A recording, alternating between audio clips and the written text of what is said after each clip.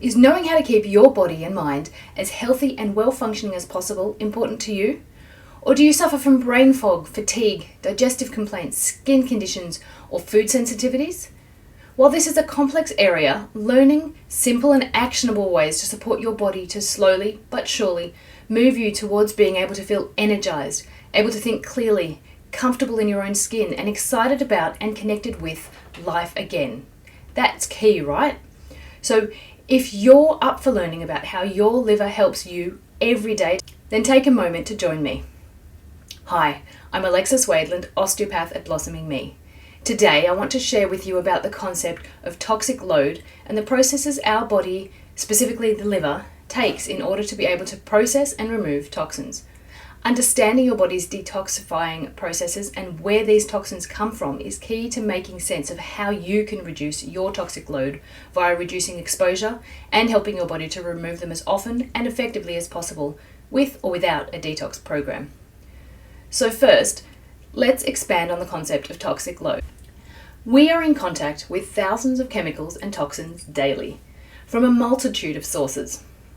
Authorities provide some data on how much of a particular chemical is safe, that is, that our body can handle without too much damage. This is useful information, but it doesn't take into account that our bodies are exposed to multiple chemicals all at the same time. How our ability to deal with that chemical when in contact with other chemicals at the same time, and also how these different chemicals might actually interact with each other and change the way they function or the way that our body reacts with them, is still unknown. Our toxic load is a theoretical concept relating to the amount of overall toxins and chemicals that our body is in contact with. The basic assumption is that the lower our toxic load, the less stressed our detoxification processes are, and the less DNA damage that we'll have. Once our toxic load rises, we would expect our detoxification processes to be working harder, more constantly. Theoretically, past a certain point, we would no longer be able to neutralize and remove the toxins that we're exposed to as fast as our body is in contact with them. So our body then has to hide these toxins away in order to reduce damage. Our body's system for this is to wrap toxins away, mostly in fat, and your body will be unable to remove this fat no matter the calorie reduction or the exercise that you undertake, in an effort to ensure that you stay safe. These hidden toxins over time cause fat to build up in organs and tissues, and as this builds up, cell function becomes affected and symptoms of ill health will appear. So how then does our body detoxify? Our liver, as the primary organ for this detoxification of toxins and chemicals and medications, etc., takes these chemicals through two distinct processes. Both are required for safe and complete neutralization and removal of that chemical. Once processed, the more soluble ones get moved via the blood and are removed either by the skin, the sweat, the lungs with exhalation, or filtered out by the kidneys and removed from the body via the urine. The more fatty ones are secreted into the bile and then into the bowel for excretion with our stool. Phase 1 detoxification involves oxidation.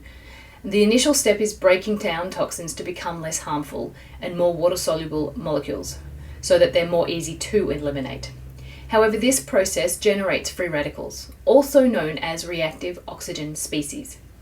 And these can lead to inflammation and tissue and DNA damage if these free radicals are not mopped up really quickly, as happens in phase 2.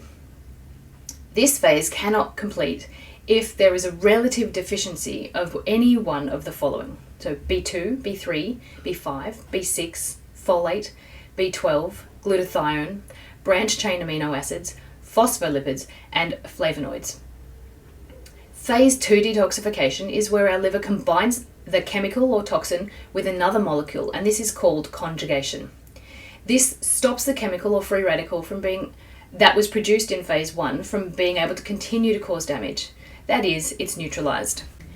This neutralized conjugated compound is then able to be released safely, ready for the body to find a way to expel it via, as I said, the breath, the skin and sweat, and the kidneys via urine, or the stool from our bowel.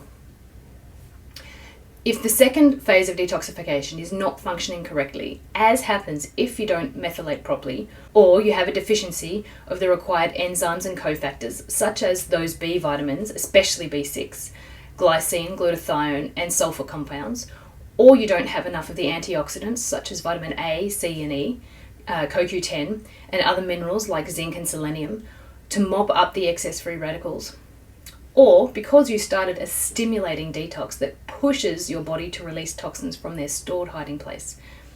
This will result in cell and DNA damage that leads to further aging and symptoms such as fatigue and aching.